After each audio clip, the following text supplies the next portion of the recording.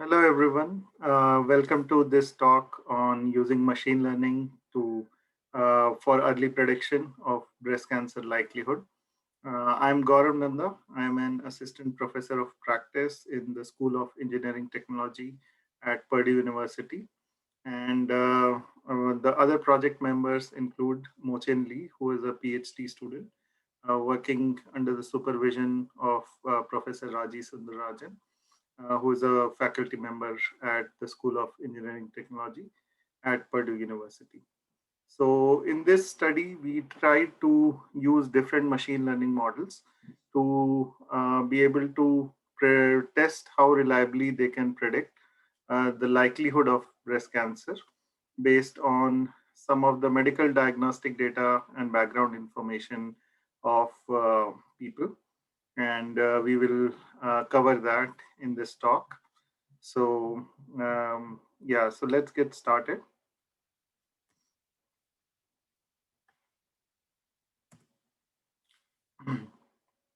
As we know, breast cancer is one of the leading causes of death in women, and it's one of the most common types of cancer in women. Looking at the data, based on the data in the United States, the average risk of a woman developing breast cancer is about 12% in the US. And worldwide, looking at the worldwide data, so in 2018, about 627,000 women, they died from breast cancer in different countries around the world. And that amounts to about 15% of all cancer death among women. And the risks for breast cancer, it increases with age. And most of the breast cancer cases, they are detected and diagnosed after the age of 45, which amounts for about 89% of new cases. Early detection of breast cancer, it can enable effective treatment. And recently, there have been a lot of development in treating breast cancer in the medical science. And with early detection, it is curable, and there have been a lot of successful cases. So our motivation is like how to be able to use machine learning based approaches that can help in early prediction of breast cancer likelihood based on the background, like ethnicity and parental history and diagnostic data of the patient. So with that, our aim is that we can identify cases or people who are more likely to develop breast cancer, and they can be provided more attention and early diagnostics to identify if there is a if breast cancer is present, and that can be treated effectively in early stages. So one of the advantages of using machine learning approaches is that it can analyze a large amount of data in a very quick time, which for humans to analyze, it'll take a long time. And it can identify cases which are more likely to have breast cancer based on what has been observed in data in across different countries or in country specific. And these models can really find trends from the data and can highlight cases. So that is where the strength of machine learning models are, and they are pretty quick in doing that. So that is the motivation behind this study. Now let's get some background about the risk factor associated with cancer, and how do we go about this approach of collecting the data with various risk factors, and then we apply machine learning models to predict based on these risk factors whether or not like a person is likely, how likely is a person to get breast cancer. So as we know, like as cancer is a continuously studied field, and from what we know, a lot of cancers, they are caused by a small number of known risk factors. And among these risk factors, some of the factors, they are modifiable, or where human has control, or the person has control on that factor. And some factors are non-modifiable, they are not under control. So for in case of modifiable risk factors, the person, they can take action to alter the risk factors, such as smoking. So the person can stop smoking, and that can reduce the risk factor. So that is something in control of that person. But gender, or let's say ethnicity or parental history, those are non-modifiable risk factors that the person cannot change. So for cancer in general, some of the known modifiable risk factors include having a healthy diet, having a healthy weight, regular exercise, and reduction in alcohol consumption, and like smoking cessation. These have been found to be modifiable risk factors, and they have been found to be effective in reducing the likelihood of multiple types of cancer. And from the studies, like the data in medical science, it suggests that by optimizing these factors, people could reduce the cancer incidence by up to 50% if they control all these factors. And these are all modifiable risk factors that are in control of people. In case of breast cancer, some of the known modifiable risk factors again include healthy diet, weight management, regular exercise, reduction in alcohol consumption, smoking cessation, not using a hormone replacement therapy. Breastfeeding has been found to reduce the likelihood of breast cancer, and then another one is age at first menarche.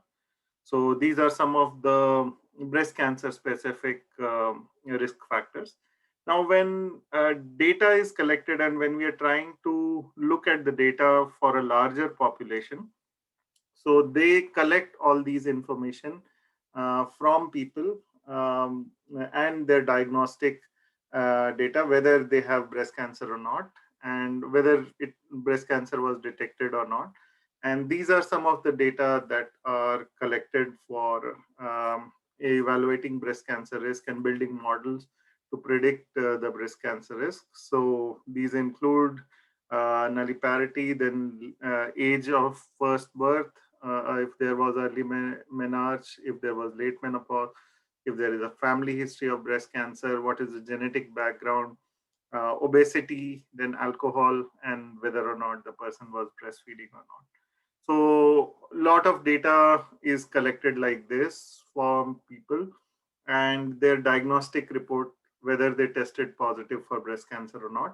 And this helps us in building models where we look at all these values for a person, and then we try to predict how likely is that person for having a positive case of breast cancer, or getting breast cancer or not. So if we can quantify the risk, and if the risk comes out to be a little higher, then we need to take some action. Then the person needs to work on the modifiable risk factors, and if by reversing them, they can reduce their risk for having breast cancer. So that is the whole idea behind it.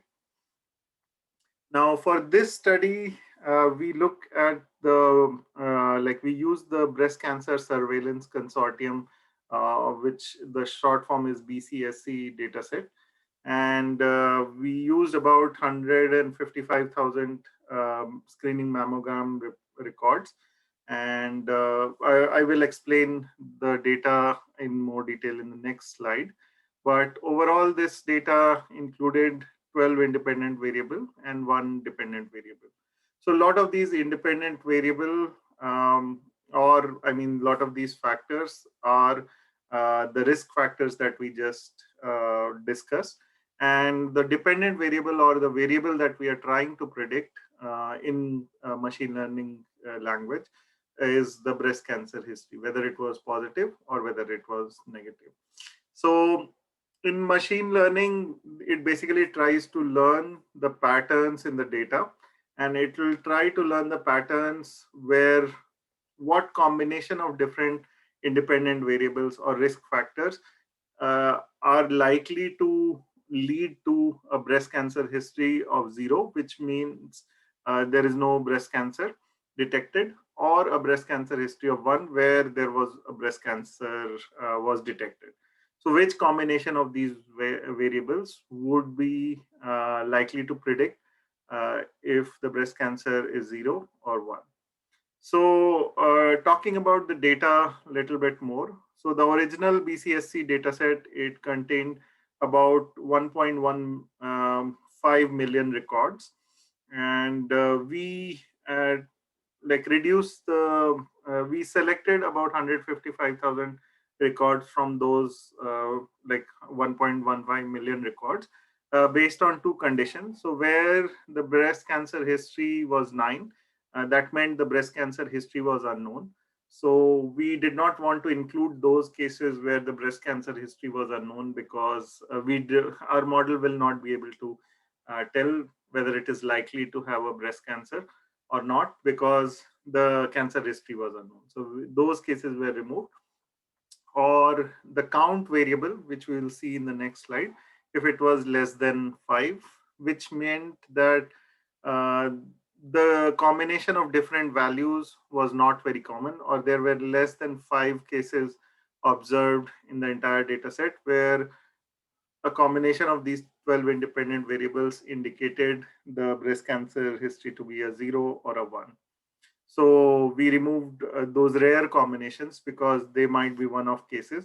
Here we were interested in getting the larger trends, getting like what are the main trends that we can use to be able to predict or learn the machine learning model to be able to predict the likelihood of breast cancer. And for rare cases, since the data is not enough, it will be hard for model to like learn anything conclusive or predict anything conclusive. So those were removed. And after removing those, the total number of cases in the dataset was 154,899. So now let's take a look at the data.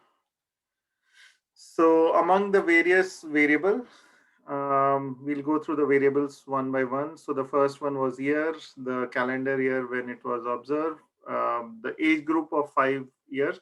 So this was basically the age group, like 0 to 5, 5 to 10, 10 to, 15. But it started from the age of 18. So 18 to 29 was one age group.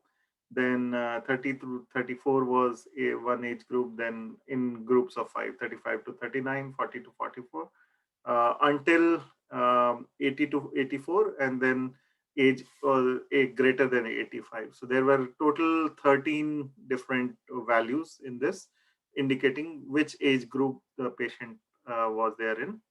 Then the next variable was race or ethnicity, and it had about 7 different values. So whether the person was non-Hispanic white, non-Hispanic black, Native American, or Hispanic. Since this data is specific to US, so the various ethnicities in the US. Then first degree HX is history of breast cancer in a first degree relative. It was 0, 1, or unknown. So yes, no, or unknown, 3 values. Then age at menarche, there were about 4. So greater than 14, 12 to 13, less than 12, or unknown. Then age of first birth, then there were about 6 values, whether it was less than 20, 20 to 24, 25 to 29, greater than 30, or unknown. So then breast density based on the diagnosis. Then current HRT is whether hormone replacement therapy was done or not. Menopausal status. Then BMI group is the body mass index. So there were different groups, 10 to 24.99, 25 to 29.99, then 30 to 35, 35 or more, or unknown. Then bio fix was previous breast biopsy or aspiration. Um, it was no, yes, or 9 unknown. Then breast cancer history, which was the variable that we were trying to predict. It was 0 meant no, 1 meant yes, and 9 meant unknown. So all the cases where it was unknown, those were removed, as we discussed in the previous slide. Then count. So count is the frequency count of this combination of covariate. So how many cases were found for each combination of cases? So for example, for a certain like age group, ethnicity, then all these variables, how many cases were observed for these combination of cases? So that was count, and this is the frequency count. So again, this the count where it was less than 5, uh, all those cases were removed because those were considered as rare combinations. And one thing to note here is the variable year was not considered because that was just the year of observation. So that was omitted from the machine learning model, and all the other variables were used. So another thing to notice is that except count, which is a numerical variable, all of the other variables are categorical variables. So they are categorical variables, and count is the only numerical variable that was used.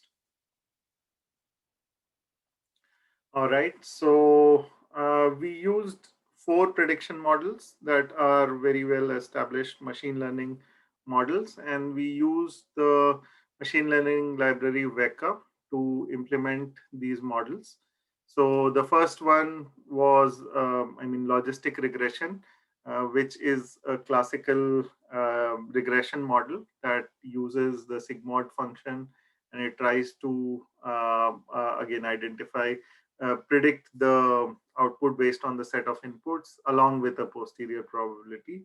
Naive Bayes is based on the Bayes theorem, and it tries to identify the joint probability of the input and output using the Bayes theorem. And so it identifies first what is the probability of inputs given the output, and it flips that using the Bayes theorem to identify for a given set of input what would be the probability of different outputs, and the one with the highest probability that would be selected. So then the next model, again very popular, support vector machine, so which tries to which looks as the set of variables as vectors, and then it tries to identify a separating hyperplane among 2 or more different categories, and then that hyperplane is defined by the support vectors.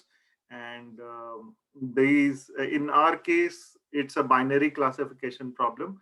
So the variable that we are predicting is the breast cancer history. So whether it is 0 or 1. So it is a binary classification problem. And in this case, the support vector machine, it tried to identify a plane where it tries to separate these 2 values in a binary classification scenario. The next one is the Bayes network, which is a probabilistic graph model, and it tries to like construct a directed acyclical graph between different variables and the output variable that is being predicted, and it tries to identify the conditional probability values. So it also identifies whether 2 variables are like how they are connected together and their probability relationship, and also it tries to calculate those conditional probability values, and based on that it constructs a network, and then it tries to predict the output variable.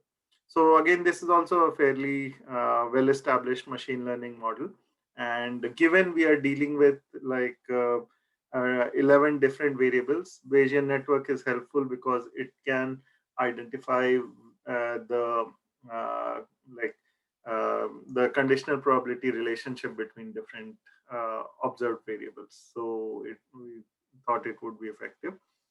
So in terms of evaluating the performance of these models, we trained these models on 80% of the data, which was the 155,000, about 155,000 cases, 80% of that. And then we examined the prediction performance on the remaining 20% data. And then we conducted a comparative analysis of the prediction performance of these machine learning models and analyzed how they were performing. So let's discuss the results. So we start with the support vector machine, and this output is from Vecca. So here, if we look at this, output, we see that the overall, of the total cases in prediction set, which was 20% of the data set, the correctly classified instances were about 91.6%. So that is the overall weighted average. And then we look at the recall and precision values.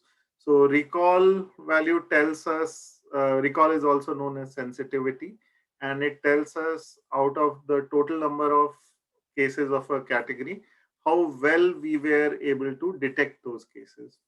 And precision tells us out of the cases that we predicted, let's say for it was category 0. So out of the category zeros that we predicted or the model predicted, how many of them were correctly predicted.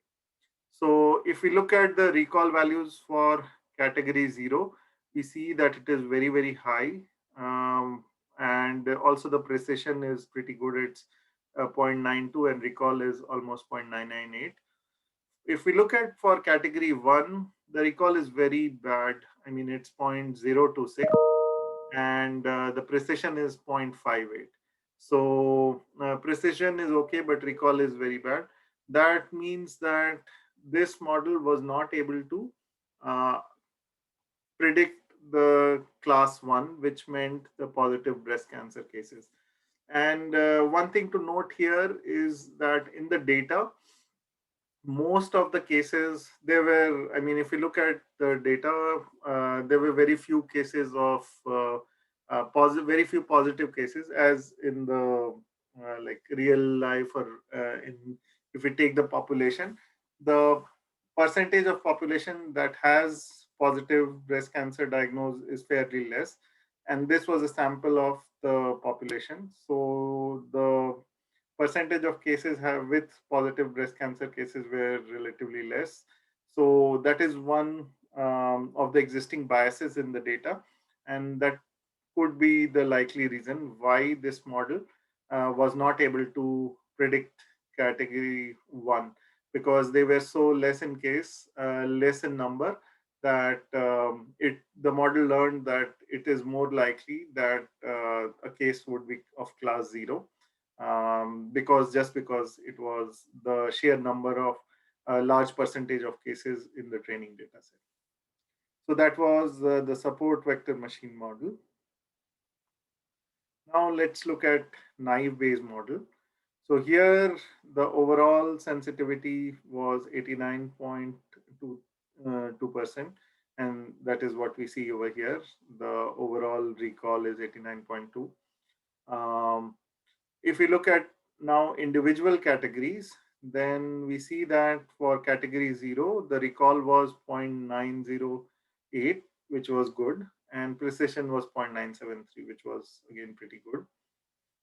For class 1, the recall, or category 1, the recall was 0.723, which was pretty high if we compare to the support vector machine, with where it was 0.026 or 2.6%. Here it is 0.723 or 72.3%. So this means that this model was able to uh, like predict category 1 fairly well as compared to support vector machine. So although there was the bias present in the data, this model was able to like handle that bias, the naive Bayes model. But if we look at the precision, it is kind of low, it's 0.42. So that means although it was predicting a lot of cases that are likely to be category 1, not all of them were correct. So 42% of them were correct. But if we look from a practical standpoint, then we would like to know which cases are likely to be category 1, or where even there is a slightest chance of likelihood of breast cancer, so that those cases can be monitored more closely and the people might be aware of the risk, and they can take action to either reverse the risk or for early diagnosis.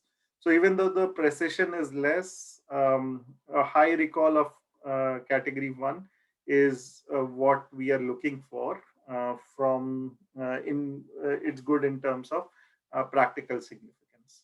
So this model performed well as compared to the support vector machine. Now let's look at logistic regression. So here the overall sensitivity was 91.84, or the overall recall is 0.918. Looking at the individual categories, so for category 0, that means the negative breast cancer cases, the recall was pretty high, 0.973, and precision was also good, 0.94. For category 1, the recall was 0.332 and precision was 0.530. So again, here the recall is kind of less as compared to the naive based model. It was 0.723, but it is still much better than the support vector machine model, because here it was just 0.026 or 2.6%, and here it is 33.2%. And precision is decent, it's 0.53, which is higher than what we had in naive base. So this is a moderately well performing model, logistic regression, where we have good precision and recall for category 0 and decent precision and relatively, better recall as compared to the support vector, but still less for category 1. Now let's look at the results of the Bayes network model. So if we look at the Bayes network model, the overall recall or sensitivity was 91.69%, or 91.7.917 is the overall recall. Looking at the individual categories, we look at the recall for category 0. It was 0.959. It was pretty good, and precision was 0.951, again pretty good.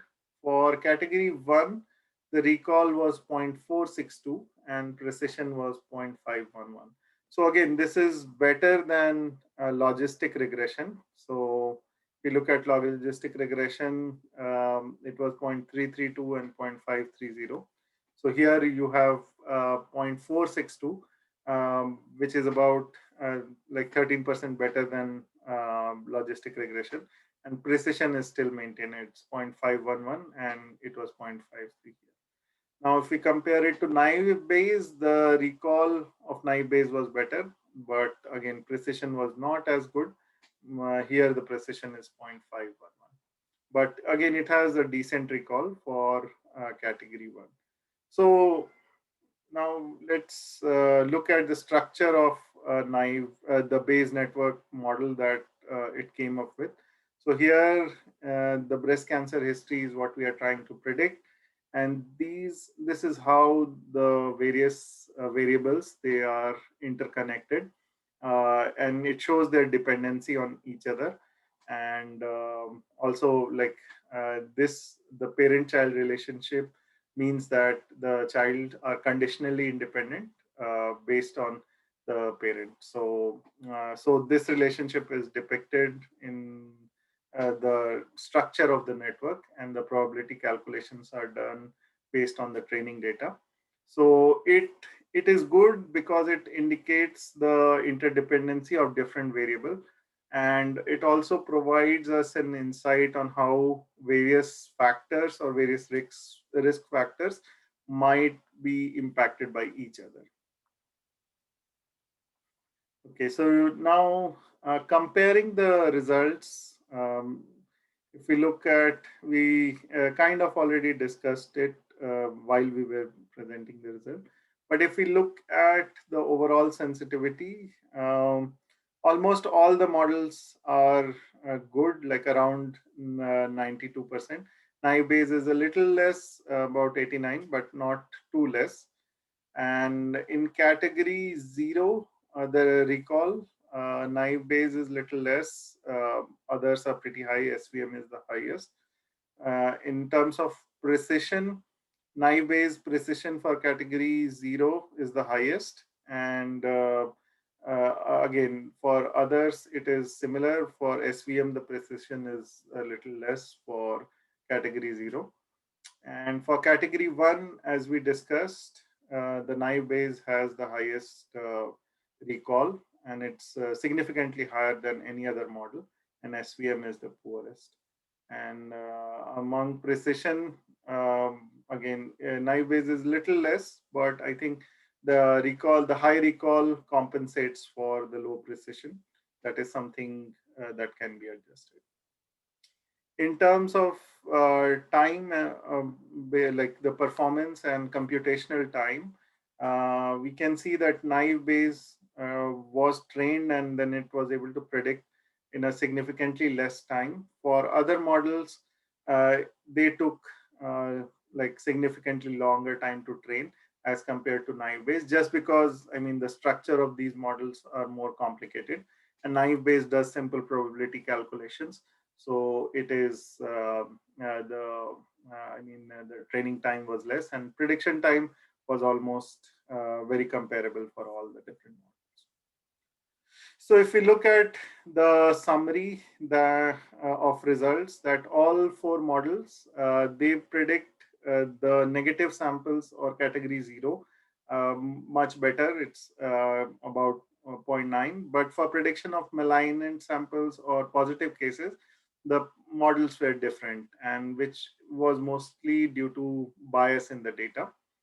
Overall, the naive Bayes model that had the best accuracy for prediction of positive cancer cases. And that means we can use this model for predicting the breast cancer likelihood, and it will be more effective. For Bayesian network, its graph structure that it produces, that is pretty good in understanding the different interdependencies of variables, and which can be used for further diagnostic purposes. So to conclude, I mean, in this case, in this study, we we examined about 155,000 cases with 11 features and examined the prediction performance of 4 well-established models. And we found that naive Bayes showed the best recall and precision for detecting for positive breast cancer category. So that means this is more useful to be used in for prediction purposes. The logistic regression, it performed moderately well. Same with the Bayes network. Overall, SVM showed the lowest recall value for positive breast cancer category. And again, I mean, SVM, it resulted in bias prediction. It learned from the bias in the data, and that's why it was predicting in a biased manner. But the other 3 models, they were able to handle the bias in the data better. So in terms of future work, these models, naive Bayes network and logistic regression, they are very useful because apart from making a prediction of category 0 or category 1, they also provide an output probability of what is the likelihood that the model is predicting. For example, if it is predicting category 1 and it is 80% sure, so that means that indicates the model is very sure.